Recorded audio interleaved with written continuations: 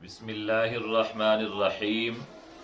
رمضان المبارک کے روزہ کی سحری کے اختتام پر ہم جو نیت کرتے ہیں وَبِصَوْمِ غَدٍ نَوَيْتُ مِنْ شَهْرِ رمضان، یہ کہاں سے ثابت ہے؟ تو اس کا جواب یہ ہے کہ یہ الفاظ نہ قرآن کے ہیں نہ حدیث کے ہیں، کیونکہ حدیث میں ہے اِنَّمَا الْأَعْمَالُ بِالنِّيَّاتِ کہ عمل کا دار و مدار نیت پر ہوتا ہے۔ تو ہم نے اپنی عوام کو سہولت کے لیے عربی کے اندر یہ الفاظ دے دیے تاکہ وہ آسانی سے نیت کر سکیں۔ باقی اگر کوئی آدمی اردو میں بھی نیت کر لے گا، سرائکی میں بھی نیت کر لے گا تو اس کا روزہ ہو جائے گا۔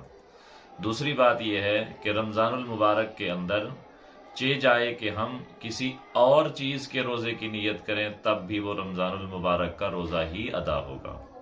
اور تیسری بات یہ ہے کہ ہم پر یہ اعتراض آتا ہے کہ آپ کل کے روزے کی نیت کرتے ہیں، حالانکہ سیدھی سادھ بات یہ ہے کہ ہم جب روزہ رکھ رہے ہوتے ہیں اور نیت کر رہے ہوتے ہیں اس وقت رات ہوتی ہے، اور ہم جو رات کے بعد کل آنے والا ہے ہم اس کے روزے کی نیت کرتے ہیں، اس لیے کہتے ہیں وَبِصَوْمِ غَدٍ نَوَيْتُ مِنْ شَهْرِ رمضان۔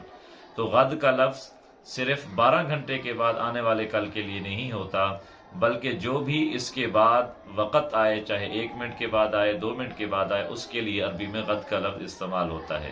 جیسے اللہ پاک نے فرمایا وَلَا تَقُولَنَّ لِشَيْءٍ إِنِّي فَاعِلٌ ذَلِكَ غَدًا إِلَّا أَن يَشَاءَ اللَّهُ کہ تم جب بھی کوئی بات کہو کہ میں اس بات کو کل کروں گا تو ساتھ انشاءاللہ کہو۔ تو کل سے مراد یہ ہے کہ تم جب بھی کوئی کام کرو تو اس کے ساتھ انشاءاللہ کہو۔